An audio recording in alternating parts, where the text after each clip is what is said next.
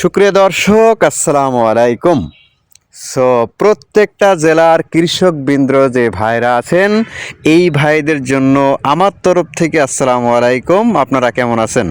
আমি আশা করি এবং আপনাদের জন্য দোয়া করি আপনারা সবাই ভালো থাকেন। কৃষি বিষয়ে আলোচনা, আমার চ্যানেলটি অনেক ছোট্ট, চ্যানেলটিকে অবশ্যই সাবস্ক্রাইবার করে অবশ্যই পাশে থাকবেন, কারণ আমি মাঠ চর্যার মানুষ, আমি একজন কৃষক।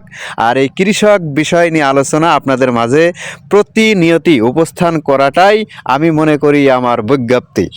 আসসালামু আলাইকুম। যেটা আপনারা দেখছেন, এটা কিন্তু গোল্ডেন 8-এর একটা বাগান। আর এই বাগানের বয়স হচ্ছে মাত্র 1 বছর 7 মাস।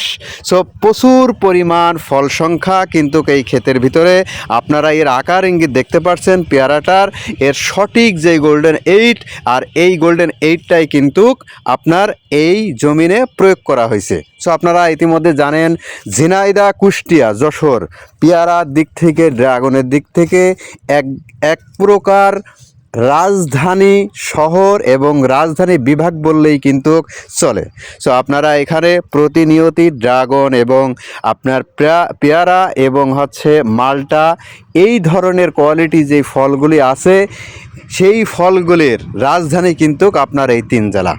আপনারা সেই জেলার থেকে, আমি এই জেলারই মানুষ, আমি ঝিনাইদার ছেলে, অরিজিনাল কৃষকের মতন আপনাদের মাঝে আমি প্রত্যেকটা কথা উপস্থাপনা করার চেষ্টা করি। আপনাদের কিছু টিপস আমি এখানে দেখাবো। সেই যে টিপসটা, সেটা হচ্ছে এই জমিনে কোনো প্রকার আগাছা জন্মাতে দেওয়া হয় নাই। কারণ এই টিপসটা আপনারা সবসময় ব্যবহার করবেন, কারণ আমার পাশের যে ক্ষেতে আমার কিন্তু সুবাইদে উনি আঙ্কেল হন, এবং সেই আঙ্কেল প্রতিনিয়তই ঘাস পোড়া কীটনাশকটা ব্যবহার করতেন প্রতি মাসতে, সে ঘাস হোক আর না হোক। যখন গাছের বয়স 1 বছর হয়ে গেছে, তখন এই গাছের যেই পরিচর্যাটা উনি করে গেছেন, এবং যে ঘাস পোড়া যে কীটনাশকটা ব্যবহার করতেন, এটা কিন্তু এখন আর করেন নাই। এখন আর ঘাস জন্মায় না, কারণ মাটিতে এমন প্রয়োগ হয়েছে, কারণ ঘাসের একটা ঘৃণা জমে গেছে যে আমি এই জমিনের উপরে আমি আর ঘাস জন্মাবো না।